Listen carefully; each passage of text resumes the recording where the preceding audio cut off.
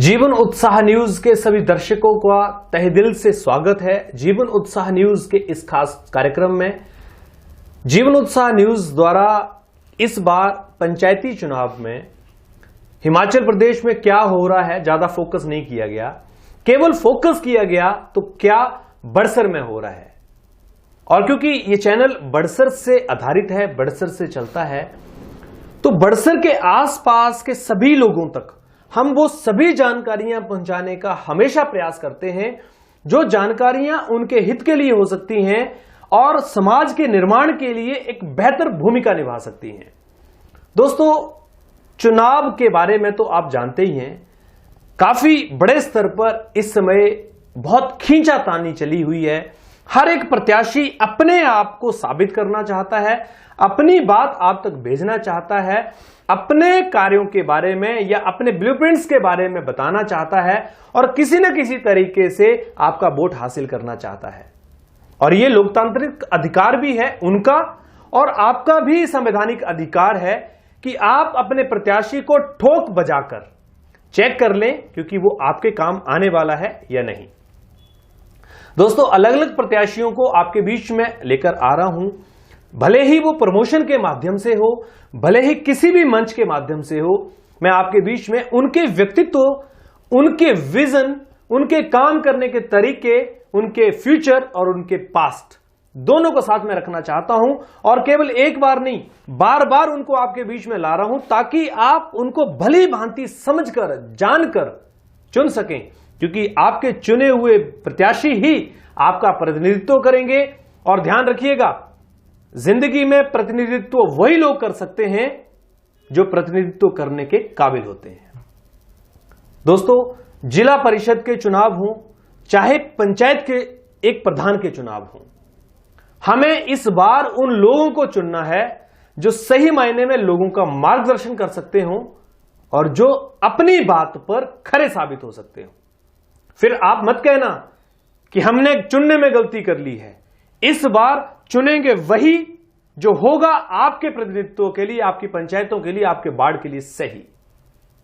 तो चलिए, आज फिर एक कैंडिडेट से मैं आपको मिलाने जा रहा हूं जो जिला परिषद के प्रत्याशी के रूप में दांदड़ू वार्ड 14 से भाजपा द्वारा समर्थित हैं और जिनका नाम है संजीव कुमार उर्फ संजू, जिनको आप प्यार से संजू कहते हैं। भाजयुमो के बड़सर इकाई के अध्यक्ष हैं। बहुत ही सौम्य और सच में ही एक बहुत ही सभ्य व्यक्तियों में इनका नाम गिना जाता है। मैं आज आपके बीच में फिर से उनको लेकर आना चाहता हूं और इस कंपटीशन के समय में जब सभी प्रत्याशी आपके बीच में आ रहे हैं तो एक बार फिर उनसे वो सवाल हम करना चाहेंगे जिन सवालों के माध्यम से वो आप तक पहुंच पाएंगे और आप एनालिसिस कर पाएंगे कि वो सही प्रतिनिधि के रूप में, सही प्रत्याशी के रूप में साबित होंगे। तो आप तैयार हैं उनसे मिलने के लिए जिनका चुनाव निशान है हैट यानी टोपी।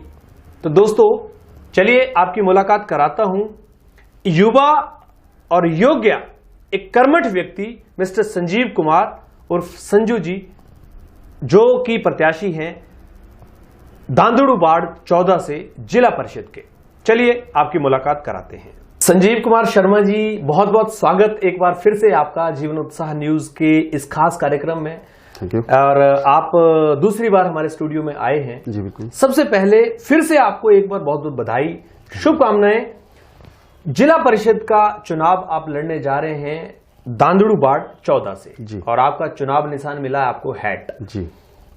एक बार फिर मैं आप अपने दर्शकों के बीच में और आम जनता के बीच में आपको लाने का प्रयास इसलिए कर रहा हूं कि कहीं कैंडिडेट को समझने में जनता को किसी तरह का भी कोई डर ना रहे जी। वो अपने आप में अपने कैंडिडेट को समझ पाए और जो उनके बाढ़ की समस्याएं हैं या जो आने वाले टाइम में वो आज तक समझते हैं कि और काम हो सकते थे, उनको करवाने के लिए आपके साथ फ्रेंडली हो जाए। जी। तो एक बार फिर से स्वागत है। और मैं आज ये जानना चाहता हूं कि अब क्योंकि आप एरिया में घूम रहे हैं, लगातार लोगों के बीच में जा रहे हैं जी, किस तरह का माहौल है और क्या लोग एक्सपेक्ट कर रहे हैं? धन्यवाद रमेश जी।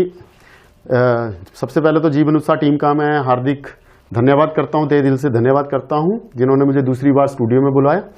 और जैसे कि मैं अभी फील्ड में जा रहा हूं चुनावों के लेके, डोर टू डोर कर रहा हूं, मैक्सिमम पंचायतों में मैं गया हूं, तो जो मुझे बहुत सारा प्यार मुझे जनता से, लोगों से मिल रहा है। हमारे बहुत सारे, मैंने जैसे कि पहले बताया था कि बहुत सारे लोग मेरे जान पहचान के भी हैं जिनके बीच में लगातार मैं पिछले 9-10 साल से रहा हूं, और काफ़ी बार मैंने डोर टू डोर पहले भी किया हुआ है। लेकिन अपने इस चुनाव पहली बार मैं चुनाव लड़ रहा हूं और पहली बार मैं अपने लिए वोट मांगने जा रहा हूं। हाँ, और उसके लिए मुझे लोगों का बहुत प्यारा, बहुत अच्छा, बहुत सारा तहे दिल से आशीर्वाद मुझे मिल रहा है। जी।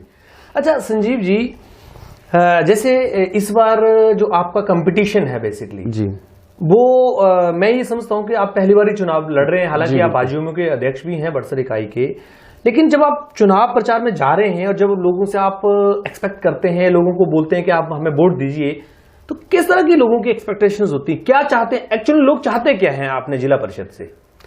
देखो जी, जैसे मैं जा रहा हूँ ग्राउंड में, लोग आजकल हर एक कोई समझ आ रहा है, हर वोटर भी समझ आ रहे हैं, तो मैक्सिमम लोग जो है वो क्लैरिटी चाहते हैं कि जो भी हमारा लीडर हो, नेता हो, मतलब जो भी चुन के हम जिसे भी हम चुने जी, वो हमारे साथ एक क्लियरिटी बेस से बात करे जी, और उसको थोड़ी मतलब समझ भी हो। चलो खैर, काम करने के बाद तो ज्यादा पता चलेगा चीजों का जी, लेकिन उसको कुछ बेसिकली नॉलेज भी हो जी, और प्रशासन में थोड़ा उठना बैठना, मतलब थोड़ी जान पहचान हो जी। और सबसे बड़ी बात कि लोग थोड़ा ये चाहते हैं कि जिसको हम चुनने जा रहे हैं जी, वो कहीं नेता ना हो। बड़ी बात कि वो हमारे बीच में रहने वाला हो, हमारी बात को ध्यान से समझने वाला हो, और वो अपनी बात, ताकि जैसे चाहे मैं ही हूं कि किसी भी चुने हुए प्रतिनिधि से अपनी बात किसी भी ढंग से वो कर सके। जैसे कि मतलब उनको किसी भी तरह से मेरे से बात करने में कोई हिचकिचाहट, या किसी प्रतिनिधि से कोई बात करने में हिचकिचाहट महसूस ना हो। तो इस तरह के लोग चाहते हैं कि जो भी हमारी लीडरशिप के लिए उतरे कैंडिडेट, तो वो जो है हमारे बीच का, और हम उसे कहीं भी पकड़ के किसी भी तरीके से बात कर सकें। अच्छा संजीव जी, यहाँ पर आपने जो बात कही है, मुझे लगता है कि वो एक बड़ा अच्छा बैलेंस मैं समझ पा रहा हूँ, मेरे अपने नजरिए से क्रिएट हो रहा है कि जो चुनाव जिला परिषद के होते हैं, तो वाकई में सरकार ने इसमें कोई सिंबल वाला सिस्टम नहीं रखा हुआ है कि जी ये पर्टिकुलर किसी पार्टी का सिंबल है। जी। तो जो आपने बात कही है, मुझे ऐसा लगता है कि वो काफी रिलेट कर रही है इस बात से कि लोग व्यक्ति विशेष को चाहते हैं कि एक व्यक्ति जो उनके बीच में रहे। जी बिल्कुल।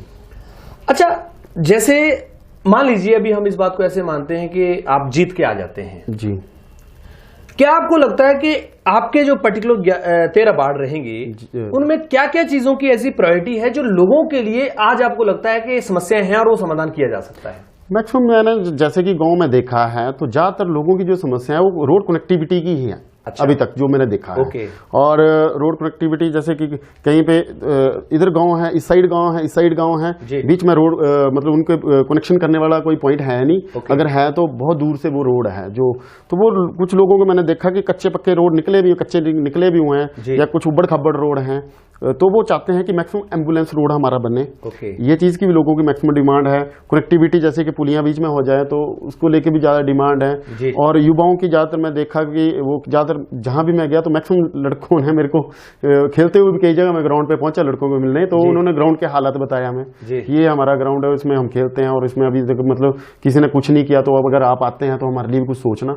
तो ये सारी चीजें, और बाकी छोटी मोटी चीजें जो हैं, जैसे कि स्ट्रीट लाइट्स हैं, या फिर मतलब कोई और जैसे अपना शमशान घाट हैं, उनमें लाइटों के लिए लोग कई बार डिमांड करते हैं कि जी हमारे वहाँ भी लाइट हो जाए। और नालियाँ हैं, या कोई भी सार्वजनिक जो चीजें हैं जी, उनके लिए जो मैक्सिमम डिमांड अभी तो नहीं मेरे पास आई हैं मतलब, लेकिन आएंगी, और वो मेरे क्राइटेरिया में आती भी हैं चीजें। ओके। हाँ, तो मैं चाहूंगा कि वो मैं मैक्सिमम से मैक्सिमम करूंगा। अच्छा, तो संजीव जी, जैसे आपने ऑलमोस्ट इसमें सारी बातें बताई कि जिन जिन कामों के लिए आप आगे बढ़ने की प्लान कर रहे हैं, आपको क्या ऐसा चीजें लगती हैं कि एक जिला परिषद के रूप में जो आप कैंडिडेट बनने हैं अभी, और आप मान लीजिए जीत जाते हैं, तो जाहिर सी बात है जिस तरह पंचायतों में फंड आता है, बीडीसी के पास भी फंड आ रहे हैं, जिला परिषद के पास भी फंड आता है जी, तो जनता को आप एक कैंडिडेट होने के नाते, ये मैं थोड़ा क्रॉस क्वेश्चन आपसे पूछ रहा हूं, कैसे विश्वास दिला पाएंगे आप अपने वोटर्स को कि आप जो भी काम करेंगे वो एकदम ट्रांसपेरेंट होगा? डेफिनेटली जो भी मैं काम करूंगा, मैं तो पहले भी क्लियर कर चुका हूं कि मैक्सिमम जो अभी पहले तो फंड बड़े कम होते थे कि ज़्यादा से ज़्यादा मुझे नॉलेज नहीं है, लेकिन मतलब मुझे ये पता था कि पहले जिला परिषद और बीडीसी के पास ज्यादा फंड होते थे, पंचायत प्रधान के पास कम होते थे। बीच में थोड़ी कोई गड़बड़ी हुई, उसके बाद उन्होंने थोड़ा चेंज कर दिया सिस्टम को। तो अभी जो है उन्होंने 15% जो है वो जिला परिषद के लिए एक फंड जो है पंचायत का काट के जिला परिषद के लिए दे दिया है। जी। और जो 15% है वो मैं मैक्सिमम मतलब एक नील बैलेंस करके मान के चल रहा हूं कि 15% का 15% उस जिस पंचायत का वो होगा उसी पंचायत में मैं खर्च करूंगा उसी की डेवलपमेंट के लिए। अच्छा, जैसे भी मैं ये समझता हूं कि आपका एक तरफ से राजनीतिक करियर स्टार्ट हो रहा है। जी। युवा भी हैं आप, अभी आपको बहुत लंबा भी आगे जाना है, हमारी शुभकामनाएं भी आपके साथ हैं। कल आपको हो सकता है एक बड़े नेता के रूप में भी लोग देखें। तो एक जिला परिषद के कैंडिडेट के रूप में जीत के अगर आप आते हैं, ये सारी बातें हम इसलिए कर रहे हैं ताकि जीत के अगर आप आते हैं तो मैं फिर आपसे वो सवाल पूछूंगा भी उस टाइम में। जी। आप क्या जनता को ऐसा भरोसा देना चाहते हैं जिसकी वजह से जनता इस बात के लिए सशक्त हो जाए, इस बात के लिए विश्वस्त हो जाए कि संजीव शर्मा एक बेहतर कैंडिडेट है? देखो जी, लोगों के बीच में पहले भी रहा हूं और हमारे शीर्ष नेतृत्व का बड़ा आशीर्वाद रहा है इसके लिए, और उनके लिए हमने काम भी किया है। चाहे अनुराग जी का इलेक्शन हो, चाहे बलदेव शर्मा जी का इलेक्शन हो, तो हमने बहुत अच्छा काम किया है। अभी चलो जनता जनार्दन का फैसला होता है, जो भी हुआ वो हमने एक्सेप्ट किया। और मैं तो अपना दांदड़ू बाड़ की जनता से ये अपील करना चाहता हूँ कि मैं आपके बीच आपके लिए आऊंगा, तो मुझे आप ही का आशीर्वाद चाहिए कि आप मुझे वोट करें और सपोर्ट करें, और उसके बाद जो भी होगा मैं मैक्सिमम से मैक्सिमम आप ही के लिए करूंगा। और बड़े नेतृत्व में हूं नहीं, मैं कोई नेता नहीं हूं, बस सिर्फ आपका बेटा हूं। तो बेटा समझ के मुझे जो आपने आशीर्वाद देना है, तो उसी आशीर्वाद को लेकर मैं आपको भी विश्वास दिलाऊंगा कि वाकई ही मैं आपने गलत नहीं सही को चुना है। तो मैं ये चाहता हूं कि आप अपनी फाइनली एक वोट अपील कर दें, अपने सिंबल के साथ में आपने हेड भी यहाँ रखी हुई है, और अपनी जनता को आप ये मैसेज दे दें कि क्यों वो आपको एक बेहतर कैंडिडेट के रूप में देखें। एक्चुअली मेरा सिंबल सर हैट है, टोपी, और आज जनता के बीच में ये टोपी अपने सिर के ऊपर पहनने वाला हूँ। और मैं चाहता हूँ कि जनता मुझे पूर्ण रूप से आशीर्वाद दे, और ये आशीर्वाद समझ के मैं ये हैट पहन रहा हूँ। और इसी हैट को पहन के मैं जनता से अपील करता हूं कि ये टोपी मेरे सिर का ताज है, इसे जरूर बनाए रखें, और आपके आशीर्वाद से ये टोपी भारी मतों से जीते, यही मैं आप सभी से कहना चाहता हूं।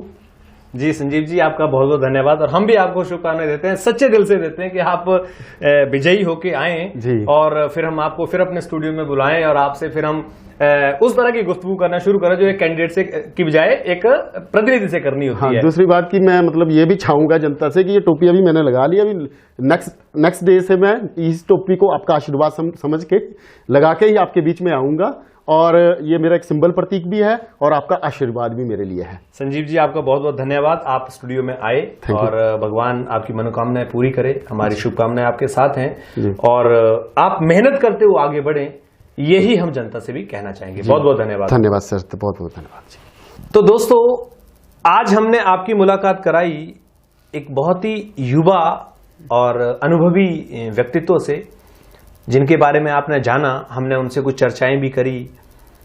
और मेरा आपसे एक निवेदन है कि ये जो आपके बीच में प्रतिनिधियों को मैं लाने का प्रयास कर रहा हूं, इसको आप हल्के में मत लीजिएगा।